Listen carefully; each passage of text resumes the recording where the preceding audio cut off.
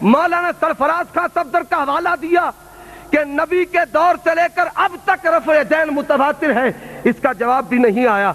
کہتے ہیں بخاری چھوٹ گئی۔ الحمدللہ بخاری ایسی گاڑی ہے، بنا عشق جو پڑھتے ہیں بخاری، آتا ہے بخار ان کو آتی نہیں بخاری۔ بخاری ایسی گاڑی ہے، اور اللہ کی توفیق سے اس گاڑی ہوئی کو آپ اکھیڑ سکتے نہیں۔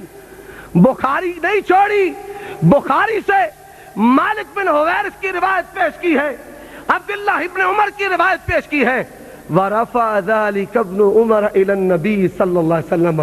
اور علامہ انور شاہ کشمیری کہتے ہیں یہ وہ بخاری ہے جو نبی سے جاگتے ہوئے 8 بندوں نے پڑھی، جن میں ایک حنفی بھی تھا۔ مولوی مطیع اللہ صاحب، کیا نبی نے اس حنفی کو یہ نہیں بتایا تھا یہ تو موقوف ہے اور مرفوع تو پڑھ رہا ہے؟ رفع ذلك ابن عمر الى النبی صلی اللہ علیہ وسلم۔ آؤ بخاری، یہ بخاری کی تائید میں ایک اور روایت ہے، ابن خزیمہ۔ حضرات ذرا توجہ کیجئے گا، ان النبی صلی اللہ علیہ وسلم انه كان يرفع يديه اذا دخل في الصلاة واذا اراد ان يركع واذا رفع راسه من الركوع واذا قام من الركعتين يرفع يديه في ذلك كله حذف المنكبين۔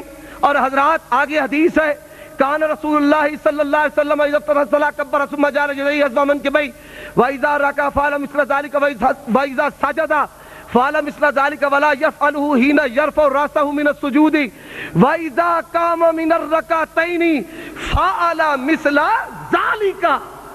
بخاری، صحیح ابن حبان اور صحیح ابن خزیمہ، اور پھر بخاری کہتے ہیں چھوڑ دی۔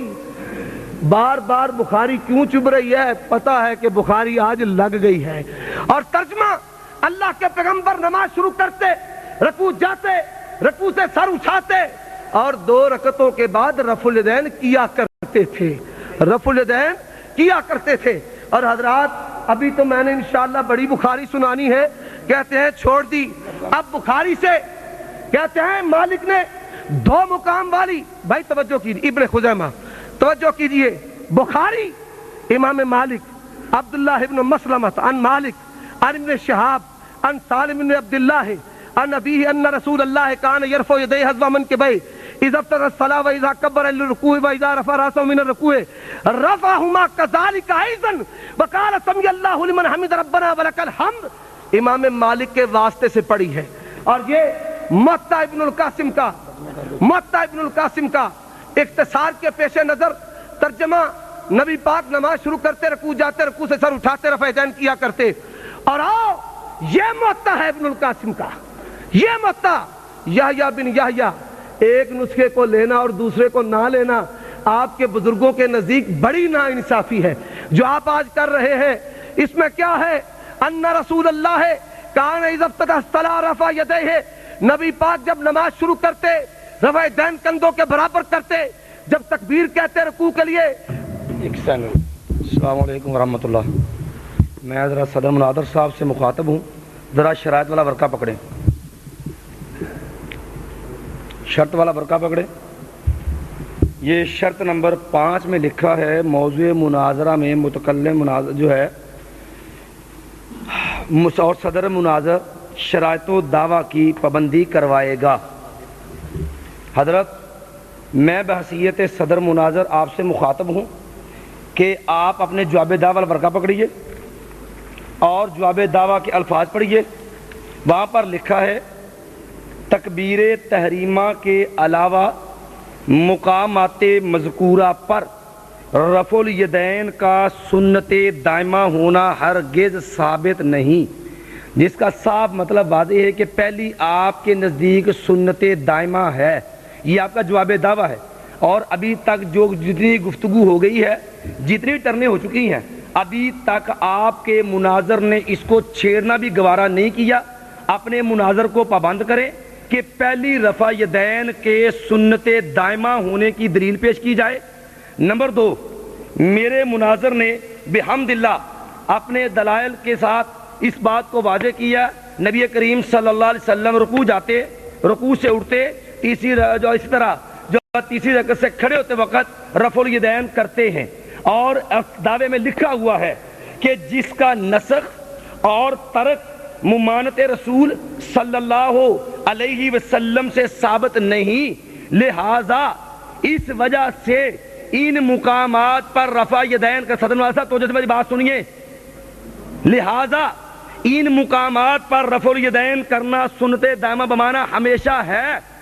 مولانا میرے مناظر نے 4 مقام رفع الیدین بخاری ثابت کیا ہے اور اس کے ساتھ موقوف کا جواب بھی دیا ہے، اور اس کے ساتھ ساتھ آپ کے مناظر پر لازم ہے کہ 3 مقام کی نفی ثابت کرے کہ نبی علیہ السلام نے رکوع جاتے رفع الیدین کرنے سے منع کیا، نبی علیہ السلام نے رکوع سے کھڑے ہوتے وقت رفع الیدین کرنے سے منع کیا، نبی کریم صلی اللہ علیہ وسلم نے تیسری رکعت سے کھڑے ہوتے وقت رفع الیدین سے منع کیا۔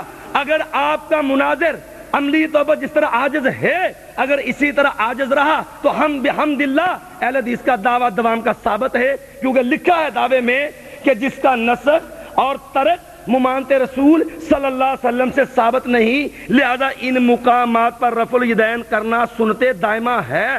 جب آپ کا مناظر قاصر ہے ممانت ثابت کرنے سے تو الحمدللہ میرے مناظر کا دعویٰ ثابت ہے، اور آپ اس قسط لے کے دیجئے۔ نمبر 2، اپنے مناظر سے سنت دائمہ پہلی ثابت، 2 چیزیں میں نے کہی ہیں، پہلی رفع الیدین کا سنت دائمہ ہونا، اور 3 مقام رکوع جاتے وقت، رکوع سے سر اٹھاتے وقت، اور تیسری رکعت کو کھڑے ہوتے وقت 3 مقام کی ممانعت آپ پر لازم ہوگا۔ اپنے مناظر سے پابند کیجئے، وگرنہ شرائط کی روح سے آپ اگر اس سے پابند نہیں کرتے تو آپ اس سے انحراف کر کے شکست کا رستہ اپنائیں گے۔ بند کریں۔ الحمدللہ اتنی بات تو واضح ہو گئی کہ مناظر صاحب کے دانے ختم ہو گئے، یہ بات سے واضح ہو گئی کہ ان صاحب کڈاندے نے انہوں نے بیٹھ جاؤ بیٹھ جاؤ بیٹھ جاؤ بیٹھ جائیں، بات سنیں۔ اتنی بات واضح ہو گئی کہ مناظر دا ان صاحب کڈاندے نے دانے مک گئے نے۔ میرا مناظر الحمدللہ باقاعدہ شرائط مناظرہ کے مطابق چل رہا ہے اور باقاعدہ اسی طریق پر چل رہا ہے۔ خیر آپ خاموش ہو جائیں، بیٹھ جائیں بیٹھ جائیں بیٹھ جائیں بیٹھ جائیں آپ بیٹھ جائیں بیٹھ جائیں بیٹھ جائیں بیٹھ جائیں۔ مناظر صاحب جو مناظرہ دیا چل رہی ہیں چلو صدر صاحب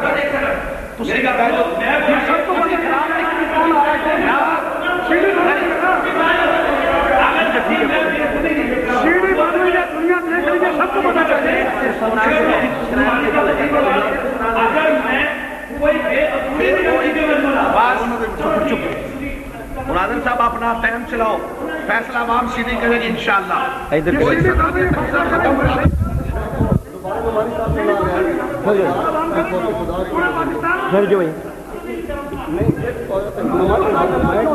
اجے نہیں بھائی شروع کرنا، اجے نہیں شروع کرنا، چلو جی بیٹھ جاؤ۔ آسمان کو پڑھا کبھی دل جلوں سے کام نہیں ہے، آسمان کو پڑھا کبھی دل جلوں سے کام نہیں ہے، آج اہل حدیث مناظر کو تڑپا کے نہ رکھ دوں تو متی اللہ میرا نام نہیں۔ مولانا نے بہت بڑا دھوکہ کیا ہے۔ نہیں حضرت نہیں، مناظر کو مخاطب ہوں، آپ کو مخاطب نہیں۔ بہت بڑا دھوکہ کیا ہے مولانا نے، اور یقین جانیے اتنا بڑا دھوکہ مرزا قادیانی بھی نہ کر پایا۔ انہوں نے کہا، میں نے کہا کہ یہ جو بخاری کی روایت ہے اور جس کی سند میں پڑھ رہا ہوں، انہوں نے جو حدیث پیش کی تھی، حدثنا عیاش بن ولید قال حدثنا عبد الاعلی قال حدثنا عبید اللہ ان نافع ان ابن عمر۔ سمجھیے بات کو، انہوں نے یہ دلیل پیش کی، میں نے کہا عبد الاعلی کے طریق سے جو یہ روایت